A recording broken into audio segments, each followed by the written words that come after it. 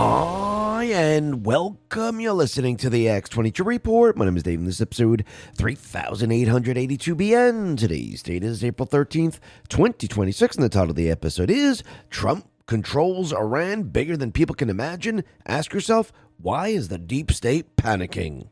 Now, this is very interesting. The U.S. administration recently announced a $12 billion critical minerals stockpile plan in a move to counter China's dominance that could reshape the mining sector. This is real, and it's happening right now with President Trump's backing. This isn't about mining. It's a national security imperative. The Palmer Project could be strategic assets of the White House for America's mineral independence. In an official press release, the governor of Alaska has officially thrown his support behind one critical U.S. mineral project, Palmer. This is the same Palmer project singled out in a formal report to the White House as a strategic asset for America's mineral independence. Vizsla Copper owns 100% of it. We're talking about an asset believed to host in-ground value containing the copper, zinc, and silver that are critical to our military and defense readiness, our energy grid, and our national security. This isn't speculation. It's a government-backed push to fast-track domestic production, and it puts Vizsla Copper, trading in the U.S. under VCUFF, squarely at the center of America's next strategic supply chain bailout. President Trump and the White House are making big moves for America's critical minerals. At this month's Critical Minerals Ministerial Summit in Washington, D.C., they announced over $30 billion to secure U.S. supply chains. On top of that, President Trump unveiled a $12 billion strategic mineral reserve called Project Vault to stockpile essential resources and supercharge U.S. leadership in advanced manufacturing. This is huge for American industry and keeping the U.S. ahead in the global minerals race. We've seen this story play out before when other Alaskan miners like Triology, Metals, and Nova Minerals received government backing. Their share soared over 200%. Now, the governor of Alaska has officially thrown his support behind the Palmer Project, which was also named in government report as a key strategic asset for American mineral independence. And in my opinion, the market hasn't priced this in yet. Vizsla Copper, which owns 100% of Palmer, trades in the U.S. under VCUFF and in Canada as VCU.V, is definitely worth a closer look. Huge thanks to Vizsla Copper for making today's video possible. Check the link in the description below for all the details. Go to vizslacopper.com. That is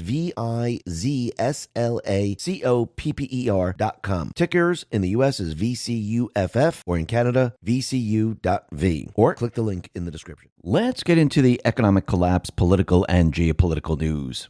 Now, the deep state, the corrupt politicians, big tech, fake news, the puppet masters, you can see every step of the way they're having a very, very difficult time. First of all, Swalwell, he's already suspended his campaign as governor for California. Now there's a House Ethics Committee now looking into what he has done here. Of course, they haven't removed him from the House whatsoever, which is very, very interesting, which we discussed yesterday. And we could see at this point in time, the deep state players, they're panicking over what Trump is doing out in the Middle East. Because once again, what is Trump doing? He is now shifting everything and shifting the control that the deep state, the central bankers, had. He's now shifting it back to the people. Right now, Trump controls Iran. He's always controlled Iran. When he said, going back in time, when he said, we already won the war, what he was saying is, we destroyed all their weapons. They got nothing left. There's nothing they can do. We don't need ground troops. I don't want Iran. I don't want the country. I just want to control the Strait of Hormuz. That was the objective. When he said, we met the objective was the Strait of Hormuz. The objective was the energy of the world. That is what he was doing. And this is much, much bigger than people can ever imagine. It has nothing to do with, let's just beat up Iran or let's just remove some of the terrorists. Yes, that was an offshoot of all this, because you have to remember what the deep state players have done. They poured in money. They gave Iran weapons. They made Iran scary. They had terrorists to do what? To control the energy across the world. Remember, Trump, he's not here just to drain the swamp in D.C. He's here to drain the swamp worldwide. He's here to reset their reset. That is what he's doing. So ask yourself a simple question. Why would the deep state, why would the fake news, why would they be panicking over Iran? Why would our so-called allies not assist us in opening up the strait, allowing ships to sail in there in and out, no problem? Why wouldn't they all be for it? Why are they always against it? Why is the fake news always against it? Ask yourself a simple question. Why? Why are they panicking over this? Because again, this was the control of their system. Trump now is dismantling their control. Because remember, it just doesn't have to do with a couple of terrorists. It just doesn't have to do with a nuclear weapon. This is about controlling the world. Trump now is removing this control. And this is why they're panicking. And yes, when you look at the state of Iran, when you look at other terrorists, when you look at the Western Hemisphere cartels and gang members, and you look at the people that they put into place, this was to maintain control over their system. This is what they've been doing. And Trump now is draining the swamp worldwide. Yes, will he come back to the United States? Will he then go after those within this country and in some other foreign country? Absolutely. But again, you got to take care of business outside first to make sure that there are no surprises, to make sure they don't have power, to make sure they don't have leverage. And that's what Trump is doing right now. He's doing all of this so he can have accountability, where he can have justice. And when you control energy, when you control the financial system, when you control the flow of money, you control it all. It means the deep state players no longer have the leverage. And that is what you're witnessing right now. You're witnessing something much, much bigger than just removing the Ayatollah. It's much, much larger than this. It's a piece of the puzzle in a much larger puzzle.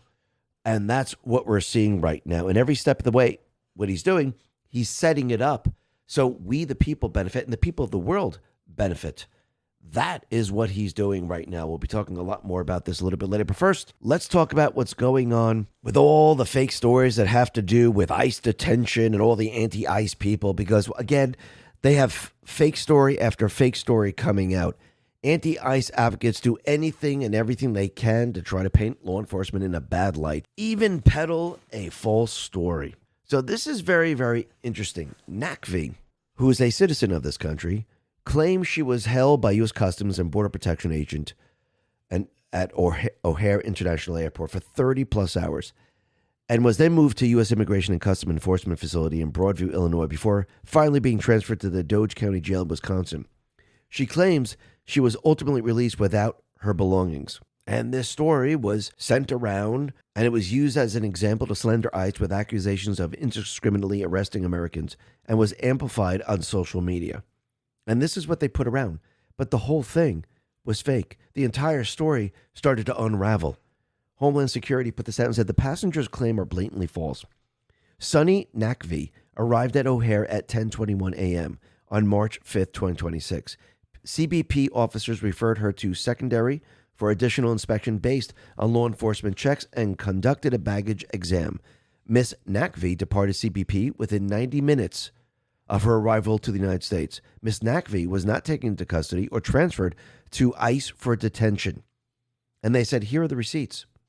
As we said, Sunny TSX-V entered the CBP area at 10:21 a.m. There's surveillance footage from the O'Hare clearly shows her entering secondary inspection at 10:46 and leaving secondary to the public area at 11:42. Her claims of spending 43 hours in DHS custody are completely and utterly false.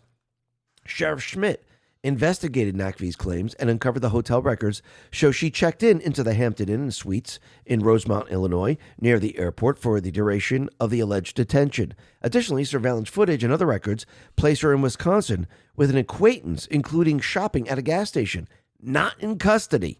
So again, these people just go out and they lie, and they don't really care. I guess they've always been liars. It's unbelievable. Or are they so brainwashed they just wanted to be included in an anti-ICE rant? But again, it's all fake. Everything they say is pretty much fake when you start to really see all of this now. Because now none of these stories really hold up to anything. And once again, there should be video. There should be body cams.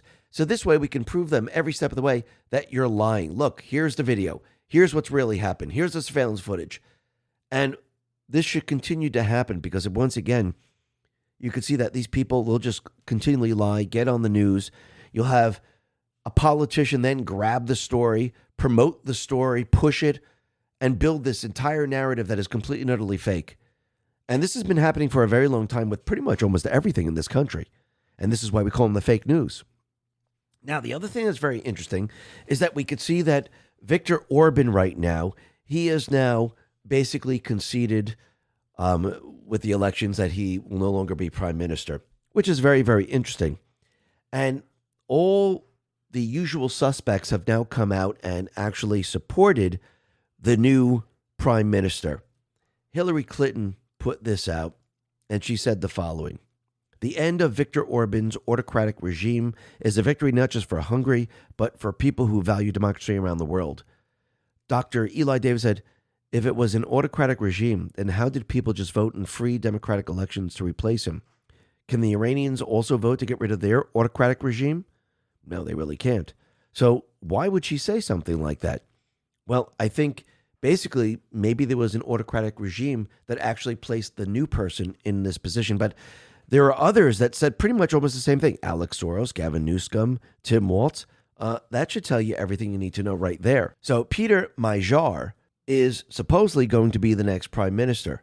And he wants to bring back EU funding to improve Hungary's economy, but doesn't support Ukraine's fast-track ascension to the EU, and that Hungary should opt out of the $90 billion loan to Ukraine, as Hungary is in a very difficult financial situation. But you have to remember, he's not prime minister just yet. But it's very interesting that he's saying all these things. Now, once again, let's see how this all plays out, because he's saying the right things, but then you have Hillary Clinton, Newsom, the EU, they're all for him. So let's see how this plays out and let's see what goes on, because this doesn't make sense whatsoever. Now, the other thing that we could see is that Canada's defense chief, they are now saying the world has changed and we have to get ready for a large-scale conflict. Now, what's very interesting is that Australia's pretty much saying this. We have the UK saying this. Canada's saying this. Europe is saying this. So what is this large-scale conflict? Because once again, I thought that Trump was bringing peace around the world. He just destroyed the Iranian regime, the proxy army for the deep state players. So are they planning on something, and are they planning for a large-scale conflict? It's starting to seem that way. And if you notice, the European Union with the UK, they're getting closer and closer together right now, which tells you everything you need to know, which means they're basically losing control of the U.S., which they've already lost control, and now they're now sticking together and trying to carry out the deep state plan. Starmer says the UK's best interests are in a stronger, closer relationship with Europe. As ministers look at introducing a bill to align the UK closer to EU's single market rules, the bill also contains power to introduce further changes later without a vote. I thought they voted for the Brexit to be separate and apart from the EU. Now they want to be together with the EU? That's very interesting, but we knew the Brexit thing was BS anyhow. But once again, you can see they're showing you who they truly are and their true colors. And yes, they're still trying to push the deep state agenda. That's really what they're doing. Remember, they went all in on the Green News scam. They got rid of all their energy. They were becoming buddy-buddy with China. They were shifting everything. Remember, these people are puppets. They were doing exactly what they were told to do. And they're being told right now, hold course, keep moving in this direction, while Trump is dismantling everything behind the scenes. And in the end, what do you think is going to happen? What they're trying to do is not going to work. And maybe this is why they're saying there's going to be a conflict, because it's going to be a conflict between what? The deep state and Trump and what he's doing right now, which means they're going to try to do something to try to start what? Probably World War III. I think that's their end game with all of this, because it's always been part of their 16-year plan. Now, you can see that people now are pushing back on their installed deep state leaders, and you can see that Ireland now is continually pushing back. Entire towns and cities are now out on the streets in Ireland opposing their far-left government.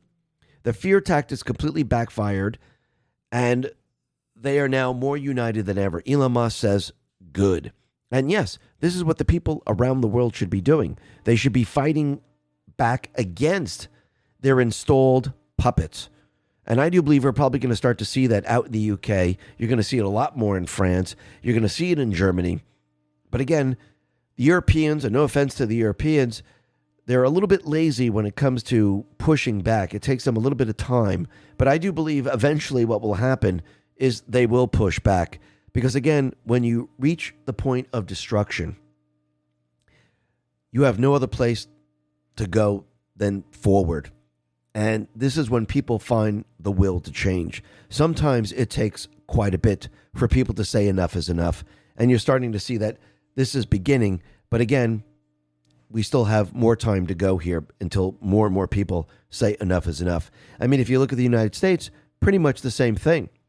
People have to really feel the discomfort before they actually say, okay, I can't take this anymore. We got to do something about it. And look what Trump had to do to force people into waking up. He had to bring Biden/Obama in and have them push all their agendas they wanted to push. That's what happened in the U.S., and the people said enough is enough. This is why Trump won the election. This is why we're able to override the cheating system. And this is where we are today. Trump now is dismantling the entire deep state system. This was not just about a 4-year election. This was about draining the swamp across the world. It's not just here in the United States. We were told this. We'll be talking about that in just a sec. But very interestingly, the United States has announced a defense partnership with Indonesia. And the U.S. Secretary of War and Indonesian Minister of Defense announced the establishment of the Major Defense Cooperation Partnership between the United States and Indonesia. And basically, the MDCP features 3 foundational pillars implemented based on mutual respect and national sovereignty: military modernization and capacity building, training and professional military education, and exercises and operational cooperation. So now we'll be working with Indonesia. Trump now is setting up other allies as we move forward, and that's what you're witnessing right now. Now, when we look at Iran, we can see Iran, they're in a tough spot. Trump has now trapped the deep state players in all of this. You see, they've been holding out, and they were told, do not come to an agreement. Make it seem like you want peace. Make it seem like you want to have an agreement, but never do it. We want Trump to bring the U.S. forces onto land. We want to start a ground war. We want this then to move into World War III. And Trump never took the bait. This was not his objective whatsoever. His objective was what? Was it regime change? No. His real objective was regime change in a different way. Changing what the deep state players, the central bankers, have set up a long time ago. His objective was really not having the government removed and replacing it with a brand new government. If the people want to do that in that country, that's fine. His main objective was the control of energy, the Strait of Hormuz. He snatched it from the central bankers, from the deep state players. Now they don't know what to do because they thought he was going to come in and actually bring the ground troops onto land and actually have a regime change like they did in the past, like they did in Libya, like they did in Iraq, like they did in Somalia, like they did in Ukraine. That's not Trump's goal. Trump's goal is to reset the system. That is what he's doing. And we've come to find something very, very interesting about Iran's parliament speaker, Ghalibaf. And Sana Ladin put this out and said, Iran's parliament speaker, Ghalibaf, is posting in perfect English with memes, hashtags, and emojis straight from California. Iran Wire just published an article claiming that his X account is run by ex-advisor Zamabadi, living in Glendora, LA for a decade. My Sam is the son of one of the Islamic Republic's first intelligence censors, the guy who shut down journalists right after the revolution. Even after moving to America, he was still getting $40 million, approximately 11,000 every month from Tehran, wired in foreign cash through a shady Firdausi Square exchange. His dad's old colleague funneled another $30 million from every official check straight to Maisam's family. This is the same guy who helped pick Ghalibaf's current top advisor and who presents himself as PhD in media psychology from a U.S. university. The slick propaganda style you have been seeing in his posts is not Ghalibaf.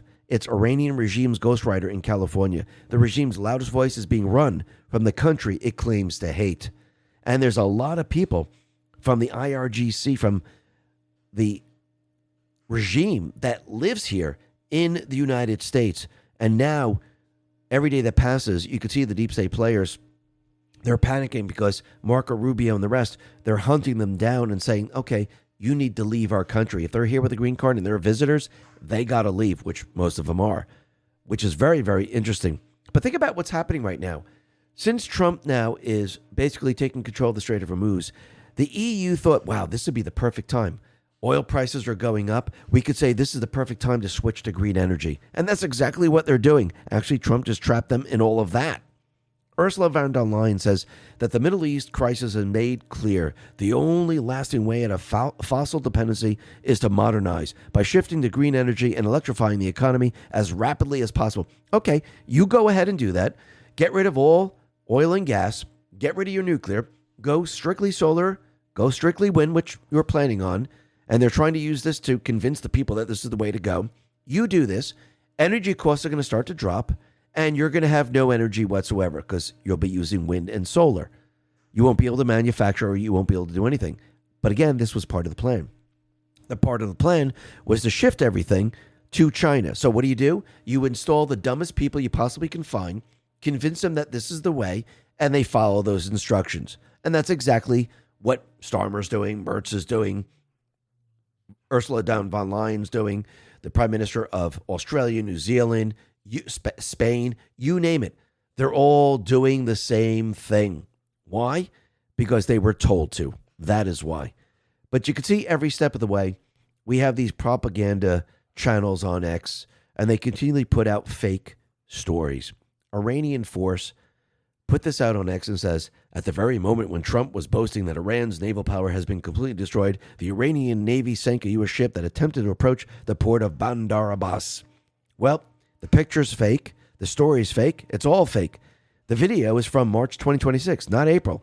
It shows U.S. strikes during Operation Epic Fury that destroyed multiple Iranian naval ships right at Bandar Abbas Naval Base and nearby ports. So basically, it's not true. They're still putting out propaganda, and they're trying to convince you that Iran still has a chance.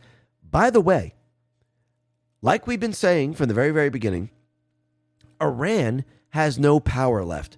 Trump has always controlled the strait. He was purposely keeping it closed to show that he had full control. He was using it as leverage against Iran, against the deep state players. Plus, he was exposing the deep state players to the world.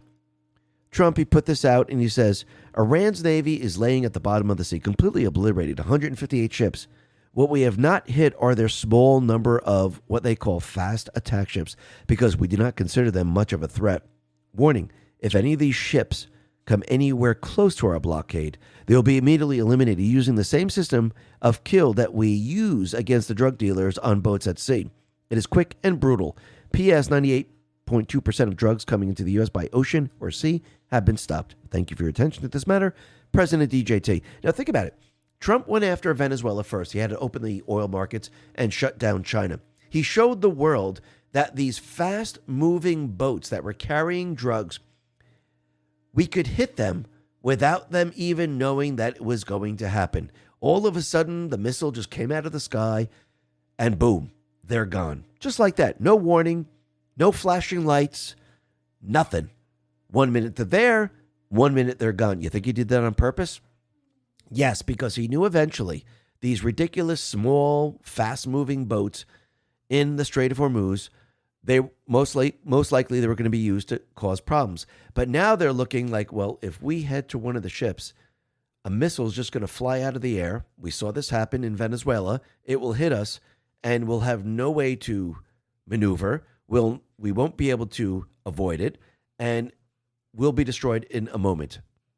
And we can't let that happen. So Trump basically showed them via Venezuela what the ability that the U.S. has. And this is how you stop these ridiculous boats that really can't really do much of damage to the destroyers. So once again, you think they're tracking them all? Absolutely. And think about what Trump did. Eric already put this out. President Trump surged 2 naval destroyers through the Strait of Hormuz to prove to international carriers that the path is clear of sea mines. This completely circumvents what the IRGC bluffs about publicly because the U.S. Navy did it themselves. And Iran won't be able to sell one single solitary barrel of oil until they cave. So think about it. They try to make everyone believe that they had control of the strait. They try to make everyone believe that they had mines and missiles and they didn't show us their latest technology. Well, put it this way. If they truly had this technology, they would have used it already. If they truly had any type of maybe nuclear device, they would have used it already. But again, that would prove Trump was right, and that would show that every other nation was wrong. So they were going to do that. If they were going to use sleepers around the world, they would have used that already to create havoc and distractions. They don't have any of these powers. It's all been fake. War has a devastating effect on people living there locally. What most people don't realize is it's affecting everyone on the global scale as well, even if we aren't there physically. Every time a missile is launched or a bomb goes off, tiny microplastic particles are being spread into our atmosphere, leaching into our soil and water, eventually ending up in our body, causing irreparable harm. They cross the gut lining, leach into your blood, and disrupt everything. They've been shown to alter gut bacteria, suppress your immune response, and increase your risk for heart attack and stroke. Cognitive diseases and cancer. There's now a plastic spoon worth of microplastics in the average human brain, but your gut can help you fight back. Kimchi One from Brightcore Nutrition is a potent ally in this toxic world. It's packed with over 900 probiotic strains unique to kimchi and proven to break down microplastics, helping you detox from the inside out. Your body was never designed to handle plastic, but your gut was designed to protect you. You just got to give it the right tools. Today, you can get an exclusive offer by clicking the link below for 25% off your entire order. Or for an even better deal, call my friends at Brightcore for up to 50% off your order and free shipping. Give them a call now at 888-959-5248 or just click the link in the description. This is what we call propaganda. This is what happens when the nation is very weak and they have nothing. All they could do is make threats. Threat after threat. Remember they were saying we're going to hit all the data centers? What are they waiting for? I mean, Trump just basically blocked the strait that they were blocking. I mean, just think about that. Then he opened it up to the ships. So Trump, he put it out on Truth that, yes, the United States are going to be blocking the ships. Starts April 13th at 10 a.m. So it's already in effect. U.S. Central Command put this out and said, U.S. Central Command forces will begin implementing a blockade of all maritime traffic entering and exiting Iranian ports on April 3rd at 10 a.m. in accordance with the President's proclamation. The blockade will be enforced impartially against vessels of all nations entering or departing Iranian ports and coastal areas, including all Iranian ports on the Arabian Gulf and Gulf of Oman. CENTCOM forces will not impede freedom of navigation for vessels transiting the Strait of Hormuz to and from non-Iranian ports. Additional information will be provided to commercial mariners through a formal notice prior to the start of the blockade. So let's see. The Iranians said the Strait of Hormuz was closed. Trump says, well, I'm blocking your block. And then I'm going to open it to everyone else except for China, except for the Iranians, except for everyone else. And they can't go to the Iranian ports. So did they ever have control? No, they did not. Keir Starmer says the ongoing closure to the Strait of Hormuz is deeply damaging. Getting global shipping moving is vital to ease cost of living pressures. The UK has convened more than 40 nations who share our aim to restore freedom of navigation. This week, the UK and France will co-host a summit to advance work on coordinated, independent, multinational plan to safeguard international shipping when the conflict ends. So basically, Trump is already allowing free navigation, except for Iran, except for their ports. He's controlling where you get the energy. And you can see Iran now is panicking. Why? Because they said that the strait, they control the strait. They said they can close it or open it. Trump said open it. They said, no, we're keeping it closed. Now they're saying, oh, it's open. No, Trump is showing everyone that he controls the strait. He always has. He just wanted them to bend the knee. He just wanted them to say enough is enough, but they didn't. So he took matters into his own hand. He called their bluff. Trump, he put this out on Truth and said, Trump brilliantly calls Iran's bluff with his own Strait of Hormuz blockade. So who's he really blocking now? It's the deep state players. Think about it. And you could see that Europe right now, they're panicking. Europe is mobilizing against the U.S., not Iran, but the U.S. Now, just think about that. Think about it. They're not on the U.S.'s side. They're against what Trump is doing. They're actually on the Iranian side. Very interesting. Trump says 34 ships went through the Strait of Hormuz yesterday, which is by far the highest number since the foolish closure began. Are there more than that? Absolutely. A ship tracker firm reports 121 empty oil tankers are making their way to the United States. We have hundreds of ships going into the Strait of Hormuz. So we have 100 ships coming to the U.S., over 100. We have hundreds of ships going into the Strait of Hormuz.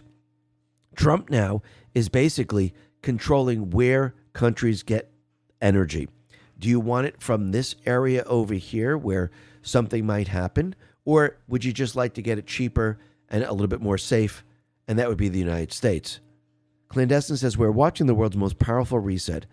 Now all the importers who get oil from Iran are getting it from U.S. and Venezuela. Now it makes sense why Trump took out Maduro just before Iran. This was Trump's plan all along. He prepared for this. It's all connected.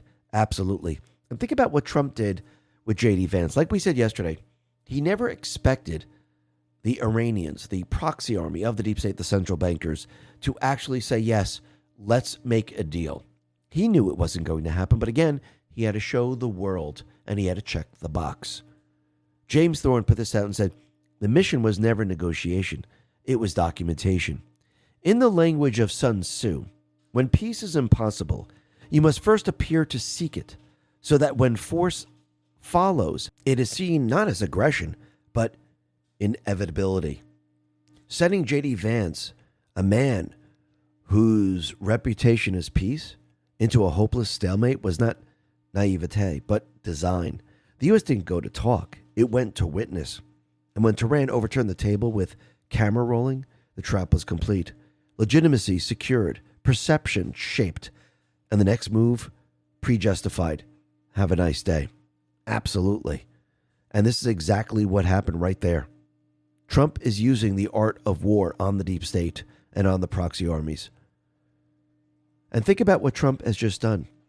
He has now put maximum pressure on the deep state players, and he's shifting everything. Joe Lange explains, blockade in the Strait of Hormuz ready to begin. More leverage about to be applied. The leaders in Iran who are negotiating are still holding out on a few non-negotiable demands. So now more leverage will be applied. The key to watch, will Iran fire missiles or drones at U.S. Navy ships blocking the strait? If they do, Trump unleashes our military again and starts eliminating more of the leaders standing in the way of peace. But I don't think they'll attack our ships. They're holding out on a few things but have zero leverage. But here's why the blockade will quickly bring them back to the peace table. The U.S. naval blockade of the Strait of Hormuz would cost Iran approximately $276 million a day in lost exports and disrupt $159 million a day in imports, a combined economic damage of $435 million a day or $13 billion a month. Over 90% of Iran's $109.7 billion in annual trade transit the Persian Gulf. Oil gas accounts for 80% of government export earnings and 23.7% of GDP. Carg Island alone generates $53 billion a year to $78 billion a year in energy revenue. That immediately cuts off a massive amount of money flowing into the Iranian economy. But there's more. Currency collapse accelerant. The rial has already cratered from 42,000 to 1.5 million per dollar. Banks are limiting withdrawals to $18 to $30 a day. Overall inflation is 47.5%. A blockade eliminating all forex earnings pushes the rial into terminal hyperinflation. The regime issues its largest ever banknote, 10 million rials, worth about $7. Iran is already experiencing hyperinflation, and it's about to get a whole lot worse. But the blockade is about doing something else. Extremely important topic is the storage clock. Iran has 50 to 55 million barrels of total onshore oil storage, roughly 60% full. Spare capacity, 20 million barrels with about 1.5 million barrels per day of surplus production that normally export storage fills in 13 days. After that, Iran must shut in wells. Why is this very important? When mature wells shut down, bottom water rushes in, a process called water coning. Oil droplets get permanently trapped in rock pores. This oil can never be recovered. Iran's fields already declined 5 to 8% annually. Forced shutdown could permanently destroy 300 to 500,000 barrels per day of production capacity. That's 9 to 15 billion a year in revenue. Gone forever. 13 days. That's a small window. Leverage and pressure being applied. A naval blockade imposes a $435 million a day in combined economic damage.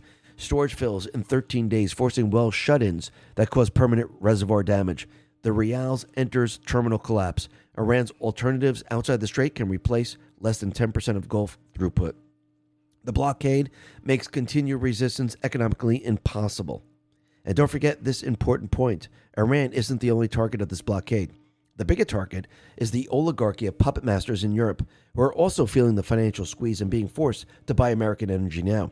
The wealth that has been stolen from the Americans for many generations is flowing back to America in multiple ways now, including tariffs. Trump has now turned those weapons against the cabal and their proxies. Trump has removed centralized control over energy in the Strait of Hormuz. A new golden age approaches, and that's absolutely true. And Trump now, since they didn't make that deal, and he used the art of war, he doesn't want a couple of points. He wants everything. They just blew it. Trump says they haven't left the bargaining table. I predict they come back, and they give us everything we want. And I told my people, I want everything. I don't want 90%. I don't want 95%. I told them I want everything. They have no cards. Basically, they fell right into the trap. And think about what Trump is doing right now. Observing Consciousness explains. Imagine this. Trump isn't just going after shipping lanes. He's going straight to the jugular. Admiralty law, maritime law. Trump is not only targeting the city of London and its globalist financial web, he's moving to recapture the maritime layer where trade, energy, insurance, and enforcement merge into the hidden operating system of the British Empire. The Strait of Hormuz is the pressure point because control of that corridor shapes the cost of movement, the pricing of risk, and the financial architecture built downstream of global energy flow. In that sense, Iran is the visible proxy, while the real signal travels far beyond Tehran and into transnational machinery that long governed passage through managed instability and silent extraction. When sovereign power retakes the sea gates, the old order loses one of its deepest control mechanisms, and the legal financial channels beneath commerce begin shifting back into different hands. Clandestine says they really think Trump has no clue what's going on, when in reality, he now controls the flow of 36% or more of the world's crude oil supply and just forced the nation of the world to buy oil from us and Venezuela, which Trump conveniently already secured along with the Panama Canal. Now Trump's focus is on Greenland, Canada, and the Arctic shipping routes. Makes even more sense. Trump is securing global shipping lanes and turning the U.S. into the global energy superpower. Trump has China and the world by the balls, and the sheep are oblivious. Trump is completely shaking up the global order and forcing the world to deal through us. Trump is stripping the deep state of their leverage and securing the entire board. You're watching the world's most powerful reset and the dawning of the golden age. Deep state's reign is over. They have been outmaneuvered. Trump controls the oil, therefore he controls the world. Leverage obtained. Absolutely. And think about what they did. Go back all the way back to when they established the petrodollar. They established the system of control. Venezuela was controlled. They basically shut down drilling in the United States. They really didn't want fracking either. Ask yourself a simple question. Why? Why didn't they want drilling in Alaska? Why did they have protected land? Why did they have sanctions on Russia? Because their control that Kissinger set up, going back in time, was the Middle East, was Iran. That was their control of oil because they didn't want oil to flood the market. If oil flooded the market, what happens to the price? The price goes way down. This way, they have control. Now think about it. Ursula von der Leyen already said it. Oh, with what's going on here, with oil prices going up, we can't be dependent on it. We have to go to green energy. This has been their plan. So the only way to convince the people is to make you think like, hey, we don't have enough.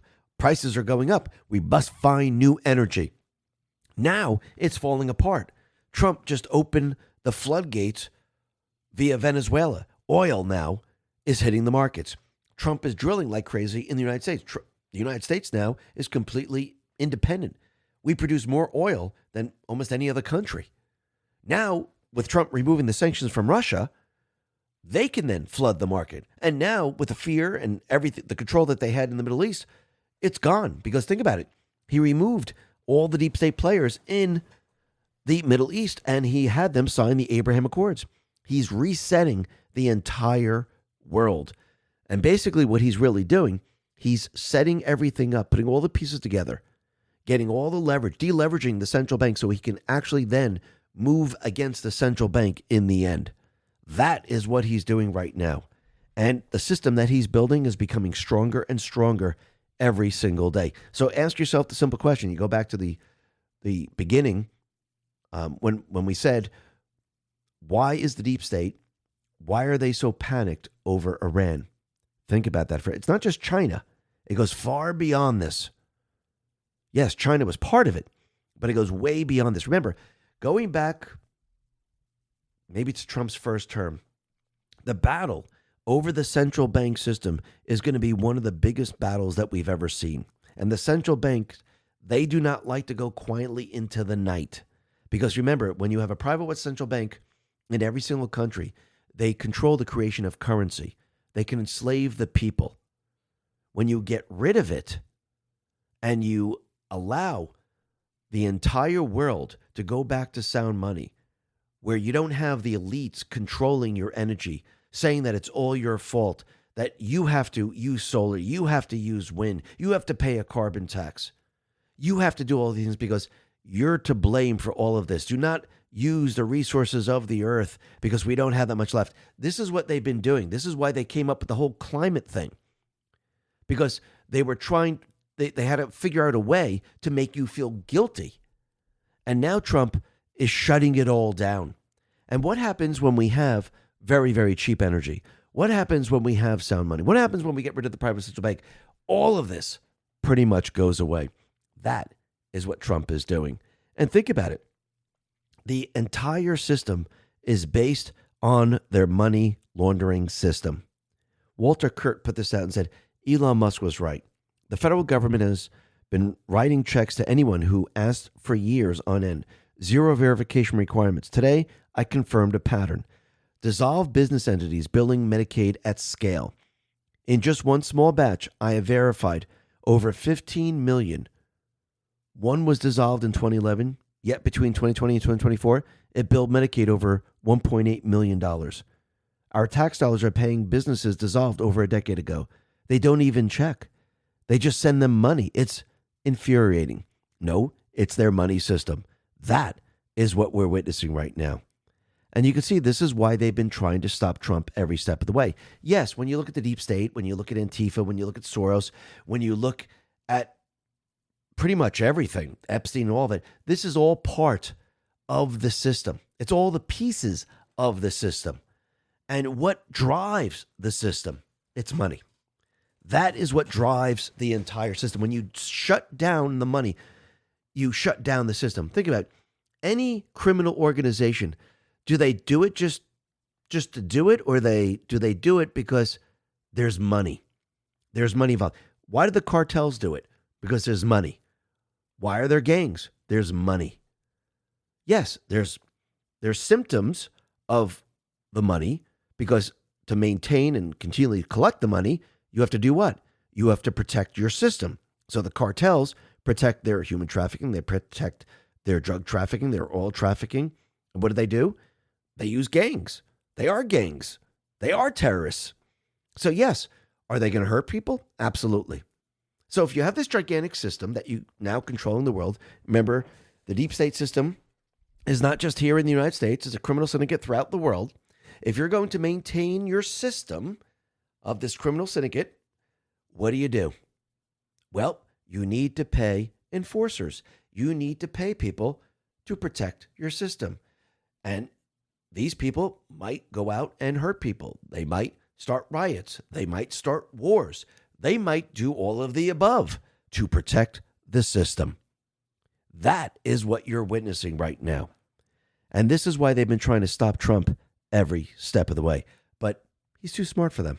He's outsmarted them every step of the way. And you could see they're trying to stop him with his lawsuits. An Obama judge dismissed Trump's $10 billion defamation lawsuit against the Wall Street Journal. But did they really dismiss it? No. It's kind of a misleading headline. Trump explains, our powerful case against the Wall Street Journal and other defendants was asked to be refiled by the judge.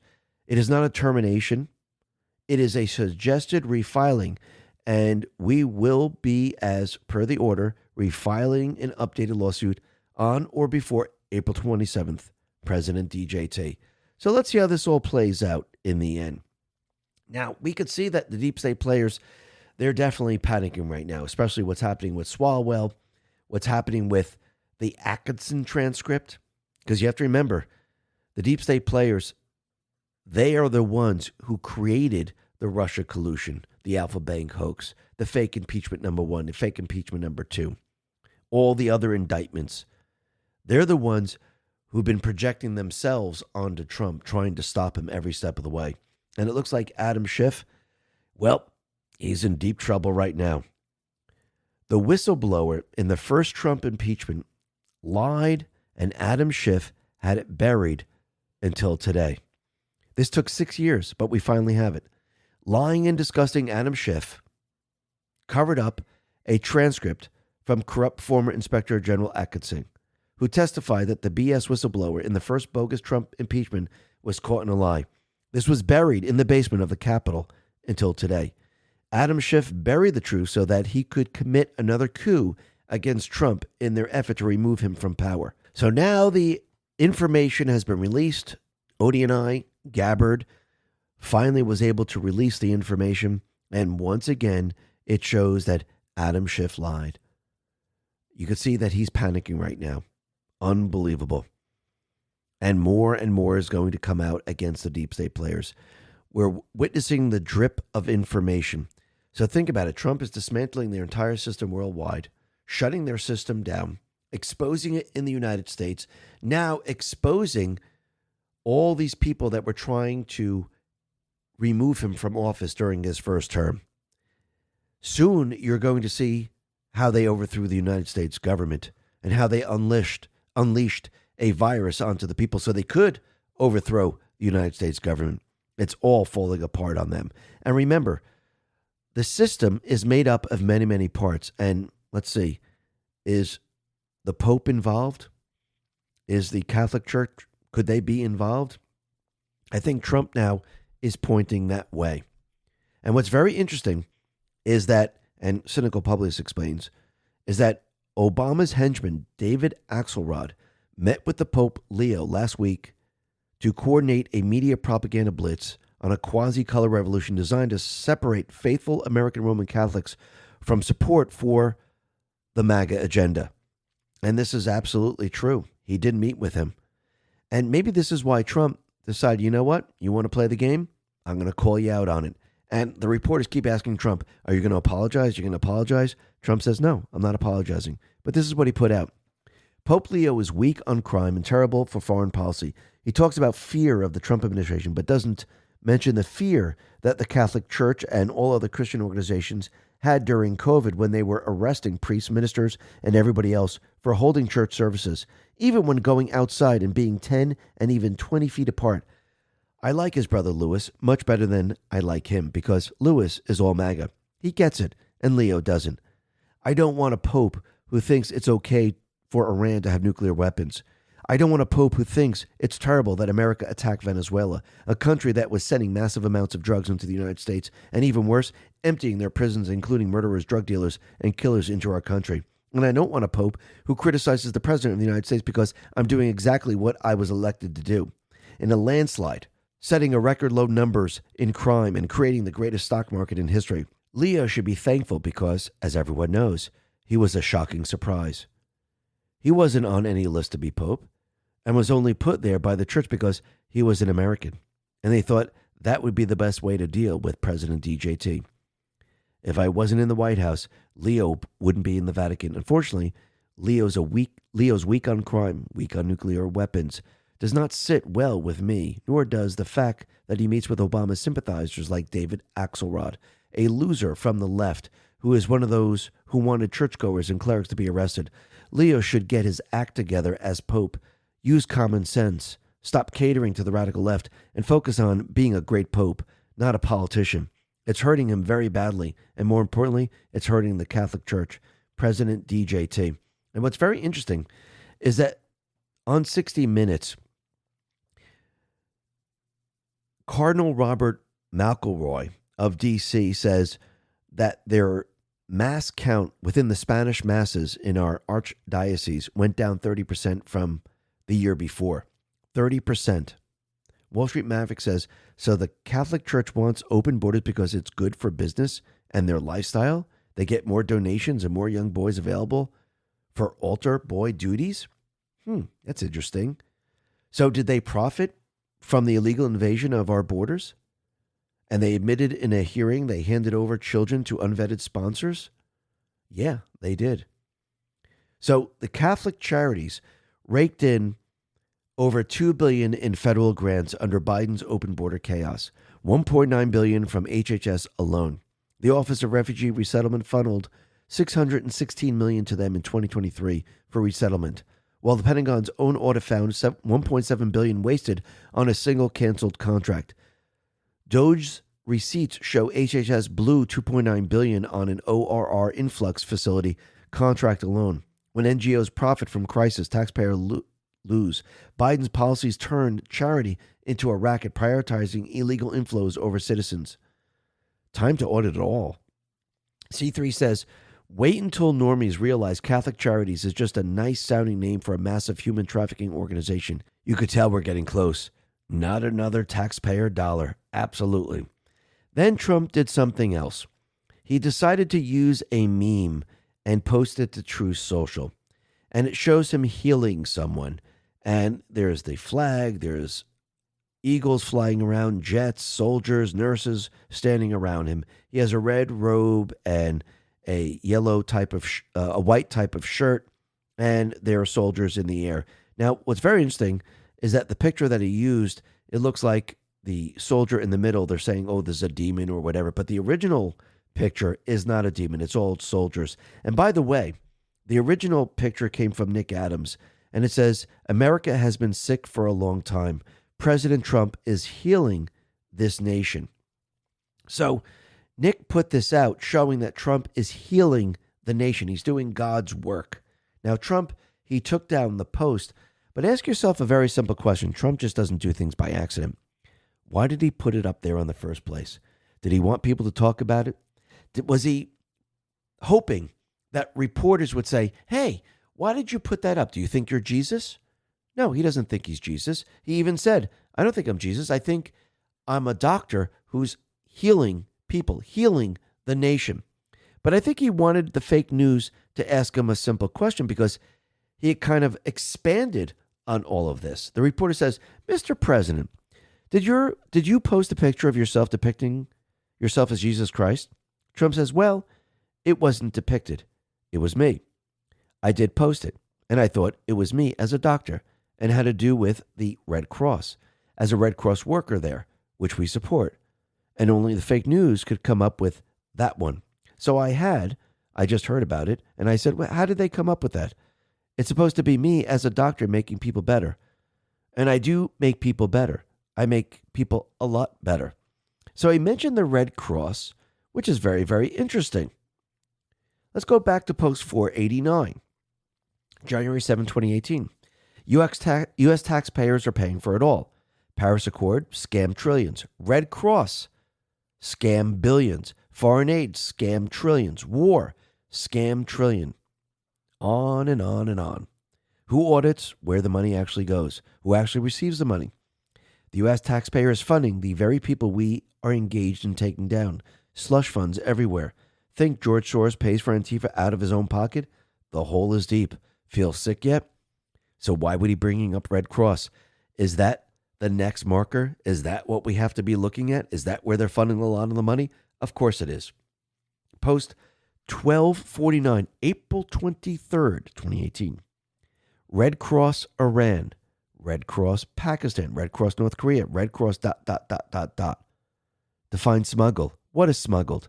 What funds are used to pay for the goods? These people are sick. Relevant to events about to unfold. Follow the EOs. Absolutely. And think about it. Think about why all of a sudden he's talking about the Red Cross. Remember, this is all pieces to the system. The system is not just Epstein. The system is not just the fraud. It's all of the system. All of it makes up the system. How was the system created? Via the central bank system. You have an open-ended credit card. You can borrow as much as you want. Nobody asks questions. You can funnel it to wherever you want. Nobody asks questions. There's no checks and balances. There's no checks or anything. This is their system. And they had to keep people in position for many, many years. And I think this is why they're looking at term limits. And this is why Trump put this out on Truth. Bernie Sanders, 40 years in office. Chuck Schumer, 52 years in office. Biden, 50 years in office. Trump, 5 years in office. Because what happens when you have people in office for a very long time? It breeds corruption. Without having these people, and if you had term limits, it would be a lot more difficult to corrupt these people. Over time, you can corrupt them. This is why in the very beginning, they're like, no, we have to keep the illegals out. No, we have to find out where the fraud is. And if you notice over time, they change their story because they become the corruption. This is why we need term limits in this country. And think about what the deep state players have done we'll have to go back to 1913 because that's when the central bank was established. The third one, by the way, in this country. So since it was established in 1913, they put everything in motion during this period of time. And they had to start to set everything up. And they needed certain laws. They needed certain amendments. And this is what they started to do. And they created the 17th Amendment. Yes, they created the 16th, but they also needed the 17th. Steve Wolfer put this out on the Gateway Pundit. It says, when the founders designed the Constitution, they did something extraordinary. They did not create a government based on a single stream of political power. They created a system of balanced sources of authority, carefully structured, so that no temporary political passion could easily overwhelm the rights of the people. The House of Representatives was designed to reflect the will of the people directly. The president was chosen by the Electoral College, ensuring that national leadership reflected both popular support and the Union's federal character. And the Senate, critically, was designed to represent the states as sovereign political entities within the federal system. Originally, United States senators were chosen by state legislators. This was not a procedural technicality. It was one of the Constitution's central structural protections of liberty. The founders understood that political power must be divided not only among branches of government, but among different sources of consent. The people would have their voice, but the states, as political communities with their own interests, laws, and traditions, would have their voice as well. The Senate was designed to ensure that the federal government remained a government of limited and delegated powers, not an engine of national consolidation. James Madison explained the purpose clearly. The powers delegated by the proposed Constitution to the federal government are few and defined. Those which are to remain in the state governments are numerous and indefinite. Federalist number 45. The Senate was a structural mechanism for preserving that balance. And then, in 1913, the 17th Amendment changed everything. The 17th Amendment removed a structural protection against federal overreach. The 17th Amendment shifted the selection of senators from state legislators to direct popular elections. On its surface, the change sounded democratic, but structurally, it removed one of the Constitution's most important checks on centralized power. Before the 17th Amendment, senators answered to state legislators. States had direct representation inside the federal government. Federal expansion could be resisted institutionally. State sovereignty had a permanent seat at the table. After the 17th Amendment, senators became national politicians. Campaign funding and media influence grew dominant. Senators became more responsive to national party pressures than to their states as sovereign entities. The states lost their direct structural defense inside the federal government. So let's see, a central bank was established, and they had to centralize the federal government. The change did not merely alter a voting method, it altered the architecture of power. And over time, that architectural change has produced predictable results.